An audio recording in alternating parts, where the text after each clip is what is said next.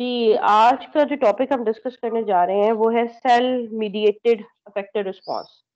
अब हम सबको पता है कि जो हमारा इम्यून सिस्टम है वो एक बड़ी कॉम्प्लेक्स नेचर का है और हमें डिफरेंट जो पैथोजन है उनके अगेंस्ट प्रोटेक्शन प्रोवाइड करता है। तो इसलिए नेचुरली क्या है कि इम्यून सिस्टम जो है वो डिफरेंट कंपोनेंट्स का बना है। उसके अंदर डिफरेंट कॉम्प्लेक्स मैकेनिज्म्स हैं और वो आपस में कॉन्ट्रीब्यूशंस करके इंटरेक्शंस करके जो हमारा तमाम निज़ाम दफा है उसको रन करते हैं।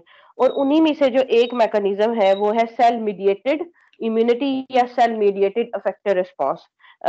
ये जो हमारा चैप्टर है सेल मीडिएटेड अफेक्टिव रिस्पॉन्स का, इसमें सबसे पहले जो चीज हम डिस्कस करेंगे वो है सेल मीडिएटेड इम्यूनिटी। अब सेल मीडिएटेड इम्यूनिटी होती क्या है? अब ये एक तरह का, मैंने आपको जिस तरह का बताया कि एक तरह का इम्यून रिस्पॉन्स है। हमने दो तरह की इम्यूनिटी देखी थी, एक थी सेल मीडिएटेड इम्यूनिटी और एक थी ह्यूमोरल इम्यूनिटी। ठीक है, तो अब हमारा फोकस है सेल मीडिएटेड इम्यूनिटी पे। सेल मीडिएटेड इम्यूनिटी एक तरह का इम्यून रिस्पॉन्स है और ये इस तरह का इम्यून रिस्पॉन्स है जो कि इंडिपेंडेंट है, इंडिपेंडेंट ऑफ एंटीबॉडीज, जिसमें हम कह सकते हैं कि एंटीबॉडीज इन्वॉल्व नहीं होती। कि अगर मैं इजी आसान अल्फाज में कहूँ कि मैं कहूंगी कि सेल मीडिएटेड इम्यूनिटी क्या है, ये एक तरह का इम्यून रिस्पॉन्स है which is independent of antibodies. ये जरा नोट कर लें कि this is a kind of immune response which is independent of antibody. अब ये एंटीबॉडी से इंडिपेंडेंट है तो इसमें क्या होता है, इसमें basically cell to cell interaction होती है और इस सेल टू सेल इंटरेक्शन की वजह से इस मैकेनिज्म को हम सेल मीडिएटेड इम्यून रिस्पॉन्स कहते हैं या सेल मीडिएटेड इम्यूनिटी कहते हैं। So, what is cell mediated immunity? This is basically a kind of immune response which is independent of antibodies और ये सेल टू सेल इंटरेक्शन पे बेस है, इसलिए इसको सेल मीडिएटेड इम्यूनिटी कहते हैं या सेल मीडिएटेड इम्यूनो रिस्पॉन्स कहते हैं। अब बेसिकली ये जो सेल मीडिएटेड इम्यूनिटी है, इसमें होता क्या है, इसमें एक्टिवेशन होती है डिफरेंट तरह के सेल्स की। कौन कौन से सेल्स की एक्टिवेशन होती है इसमें? सबसे पहले अगर आप लोग लिखें कि इसमें होती है फेगोसाइट्स, हमने नाम पढ़ा हुआ है, हमने ऑलरेडी फेगोसाइट्स के बारे में काफी पढ़ा हुआ है कि इसमें फेगोसाइट्स की एक्टिवेशन होती है। ठीक है, और जो दूसरे काइंड ऑफ सेल है वो है साइटोटॉक्सिक टी लिम्फोसाइट्स। हमने दो तरह के टी लिम्फोसाइट्स पढ़े थे, एक पढ़े थे हेल्पर टी लिम्फोसाइट्स और एक पढ़े थे साइटोटॉक्सिक टी लिम्फोसाइट्स। इसमें जो सेल मीडिएटेड इम्यूनिटी है इसमें दो तरह के सेल्स की एक्टिवेशन होती है मेनली। एक है फेगोसाइट्स की एक्टिवेशन और दूसरी है साइटोटॉक्सिक टी लिम्फोसाइट्स की एक्टिवेशन। अब ये जो साइटोटॉक्सिक टी लिम्फोसाइट्स हैं इनके बारे में याद रखने की बात ये है कि आप लोगों ने याद रखना है ये है, ये जो सेल्स हैं एंटीजन स्पेसिफिक होते हैं। तो आप लोग ये लाइन लिखेंगे कि in this kind of immunity there is activation of phagocytes and antigen specific cytotoxic T lymphocytes. ये जरा नोट डाउन कर ले। अब फर्दर हमने पढ़ लिया कि ये इम्यून रिस्पॉन्स है which is independent of antibodies है और इसमें एक्टिवेशन हो रही है फेगोसाइट्स की, antigen specific cytotoxic T lymphocytes की। तो फर्दर इसमें क्या होता है कि इस एक्टिवेशन के नतीजे में डिफरेंट तरह के जो साइटोकाइंस हैं, सेल सिक्रीशंस, साइटोकाइंस का हमने पढ़ा हुआ है, साइटोकाइंस क्या होती हैं, डिफरेंट सिक्रीशंस होती हैं सेल्स की। डिफरेंट तरह के साइटोकाइंस रिलीज होते हैं इन सेल्स से। और क्यों रिलीज होंगे, ज़ाहिर कोई एंटीजन आएगी, कोई फॉरेन पार्टिकल आएगा, उसके रिस्पॉन्स में ये जो साइटोकाइंस है ये सेल सिक्रीशन रिलीज होंगी और आगे जाके अपना काम करेंगी। तो ये बेसिकली आगे जाके क्या काम करेंगे, सेल्स टू सेल इंटरेक्शन करेंगे एंटीजन के साथ जाके। ये जो हमारे एक्टिवेटेड सेल्स हैं साइटोकाइंस इंटरेक्शन करेंगे और साइटोकाइंस रिलीज करके उन एंटीजन को उनकी किलिंग करवाएंगे। इनका एक डिफरेंट तरह का मैकेनिज्म हो सकता है। अब फर्दर एक और चीज जो हमारी याद रखने की है वो ये है कि ये जो है ये सेल मीडिएटेड इम्यूनिटी जो है वो ह्यूमोरल इम्यूनिटी से डिफरेंट है। क्यों क्यों डिफरेंट है? ह्यूमोरल इम्यूनिटी में क्या होता है आपने याद रखना है कि जो ह्यूमोरल है उसमें जो है फ्लूड, बॉडी फ्लूड इन्वॉल्व होगा और उसके अंदर सारा जो प्रोटेक्टिव मॉलिक्यूल्स होंगे, वो बॉडी फ्लूड जो है उसको हम सीरम का नाम देते हैं। जो ह्यूमोरल इम्यूनिटी है उसमें बॉडी फ्लूइड होता है, उस बॉडी फ्लूइड में सेल्स नहीं होते। ऐसा बॉडी फ्लूइड जिसमें सेल्स नहीं होते उसको सीरम का हम नाम देते हैं। उसमें डिफरेंट प्रोटेक्टिव मॉलिक्यूल्स होंगे जो आपको इम्यूनाइजेशन या प्रोटेक्टिव फंक्शन प्रोवाइड करेंगे अगेंस्ट वेरियस पैथोजेंस। और ये जो प्रोटेक्टिव मॉलिक्यूल्स ह्यूमोरल इम्यूनिटी में होंगे वो कौन से होंगे, वो एंटीबॉडीज होंगी। तो दैट्स वाई ये जो ह्यूमोरल इम्यूनिटी है ये डिफरेंट है सेल मीडिएटेड इम्यूनिटी से। और एक और चीज मैं आपको बताती चलूं कि ये इस बारे में भी हमें इंफॉर्मेशन है कि जो इनेट और अडेप्टिव इम्यून सिस्टम जो हम लोग ऑलरेडी पढ़ चुके हैं, इनेट इम्यून सिस्टम क्या है, ये अडेप्टिव इम्यून सिस्टम क्या है, इनके पास दोनों तरह की इम्यूनिटी होती है, ह्यूमोरल इम्यूनिटी भी होती है और सेलुलर इम्यूनिटी भी होती है। तो हमने ये इसके सारे कंपोनेंट्स ऑलरेडी पढ़ चुके हैं। ये जो सेल मीडिएटेड इम्यूनिटी या ह्यूमोरल इम्यून रिस्पॉन्स है, ये मैकेनिज्म्स क्यों है इतने सारे नेचर में हमारे इम्यून सिस्टम में, वो इसलिए है कि कुदरती जो हमारा मैकेनिज्म, अगर मैं आसान लफ्जों में कहूँ तो, कि जो हमारा निजाम दफा है उसको फूल प्रूफ बनाने के लिए है, ताकि कोई भी पैथोजन आके उसको फूल ना बना दे, उसको उसको मिसगाइड ना कर दे। उसको फूल प्रूफ बनाने के लिए इतने सारे नेचुरली तौर पर मैकेनिज्म हमारे अंदर मौजूद है, ताकि हमें प्रोटेक्शन प्रोवाइड की जा सके अगेंस्ट वेरियस पैथोजेंस। अब आगे थोड़ा सा मूव करते हैं कि अब हमने मेन चीजें डिस्कस कर ली है कि सेल सेल मीडिएटेड इम्यूनिटी क्या होती है and why it is different from humoral immunity. अब आगे अगर हम चीज डिस्कस करें कि मैंने ये भी आपको बता दिया कि इनेट और अडेप्टिव इम्यून सिस्टम में दोनों तरह की इम्यूनिटी है, ह्यूमोरल भी और सेल मीडिएटेड इम्यूनिटी है। अब एक जो सबसे जरूरी बात ये जो सेल मीडिएटेड इम्यूनिटी में समझने की है वो ये है कि इसमें जो नेव नेव की टर्म हमने यूज की हुई है, नेव मींस इनोसेंट। और जो मेच्योर टी सेल्स है वो किस तरह से अपना काम करेंगे, वो पहले डिफरेंशिएट होंगे into the affected T cells.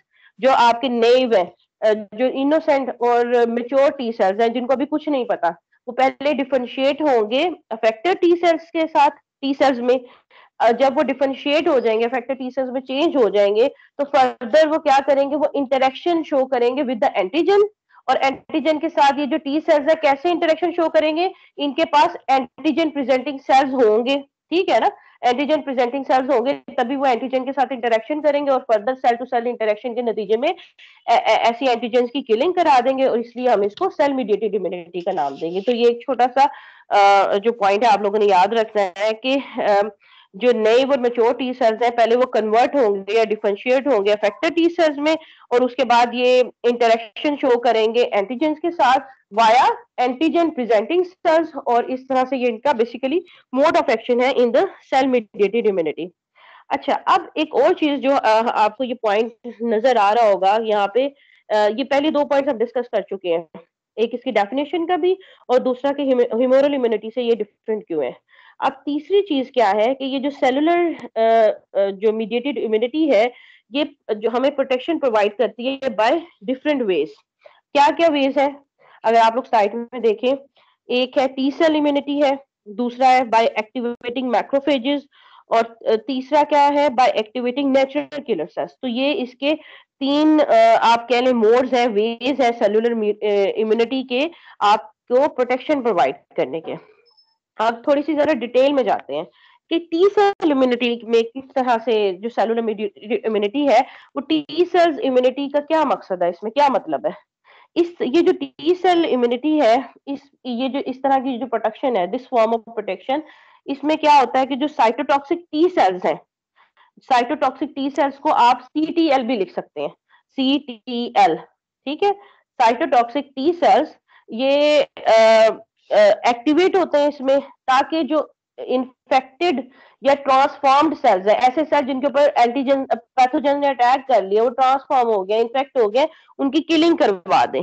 तो बेसिकली टी सेल इम्यूनिटी में क्या होगा कि एक्टिवेशन होगी साइटोटॉक्सिक टी लिम्फोसाइट्स की, जिसको सीटीएल का भी नाम दे रहे हैं, या साइटोटॉक्सिक टी सेल्स की एक्टिवेशन होगी, ताकि जो इन्फेक्टेड और ट्रांसफॉर्म सेल्स हैं उनकी किलिंग कराई जा सके। अच्छा जी, दूसरा मोड जो होगा वो क्या होगा, दूसरा मोड होगा कि मैक्रोफेजेस की एक्टिवेशन करवा दी जाए। अब मैक्रोफेजेस की एक्टिवेशन इस फॉर्म ऑफ प्रोटेक्शन में क्या होगा, मैक्रोफेजेस एक्टिवेट होंगे और वो अपना जो भी मोड ऑफ एक्शन जो आप लोग पढ़ चुके हैं, जो है उसकी ईटिंग करके डिस्ट्रॉय कर देंगे डिफरेंट काइंड ऑफ पैथोजन के। अब जो हमारा तीसरा जो हमने पढ़ा था कि नेचुरल किलर सेल्स की activation bye activating natural killer sales, इस फॉर्म ऑफ प्रोटेक्शन में क्या हो रहा है, कि नेचुरल किलर सेल्स एक्टिवेट होंगे और एक्टिवेट होने के नतीजे में जो किलिंग करवा देंगे जो वायरली इन्फेक्टेड सेल है, ऐसे सेल जिनको वायरस ने इन्फेक्ट किया हुआ है या जो वायरस की वजह से ट्रांसफॉर्म हो गए हैं, ऐसे सेल्स की किलिंग करवा देंगे। तो ये इस तरह से हमें सेल मीडिएटेड इम्यूनिटी प्रोवाइड करेंगे। तो इस अब हमने क्या चीज देखी कि सेल मीडिएटेड इम्यूनिटी हमें प्रोटेक्शन प्रोवाइड करती है बाय डिफरेंट वेज। पहला है टी सेल्स इम्यूनिटी, उसमें साइटोटॉक्सिक टी सेल्स आएंगे, मैक्रोफेजेस में मैक्रोफेजेस आएंगे, और by activating natural killer cells क्या करेंगे, जो वायरली ट्रांसफॉर्म सेल्स हैं या वायरली इन्फेक्टेड सेल्स हैं उनकी बेसिकली किलिंग करा देंगे। अब फर्दर अगर हम अगली स्लाइड पे बच्चों मूव करें तो इसमें क्या है कि role of cytotoxic T lymphocytes in cell mediated immunity, ये एक हमारा इस टॉपिक का दूसरा कंटेंट है जो बड़ा इंपॉर्टेंट है कि साइटोटॉक्सिक टी लिम्फोसाइट्स का क्या रोल है इन सेल मीडिएटेड इम्यूनिटी। जरा इसको डिटेल में पढ़ने की कोशिश करते हैं।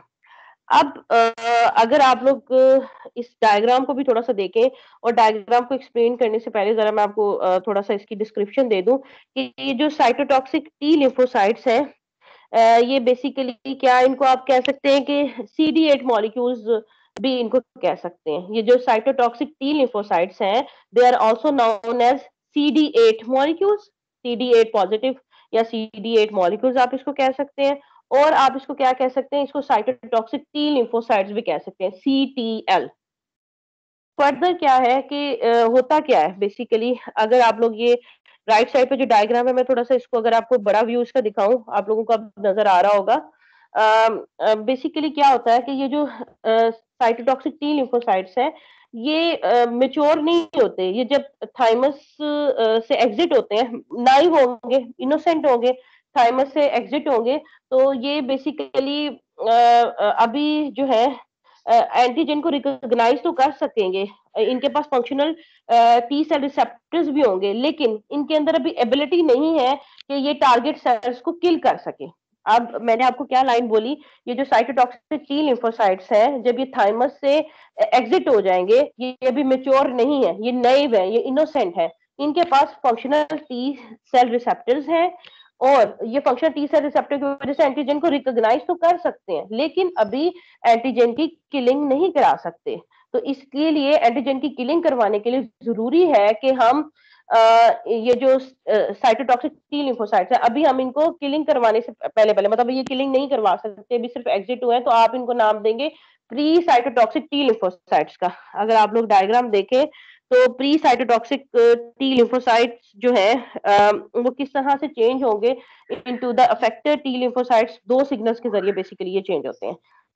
इसलिए हम इनकी बेसिकली एक्टिवेशन की हमें जरूरत होती है ताकि साइटोटॉक्सिक टी लिम्फोसाइट एक्टिवेट हो जाए और ये प्री फॉर्म से फुली फॉर्म में आ जाए। तो ये दो सिग्नल्स की वजह से आएंगे।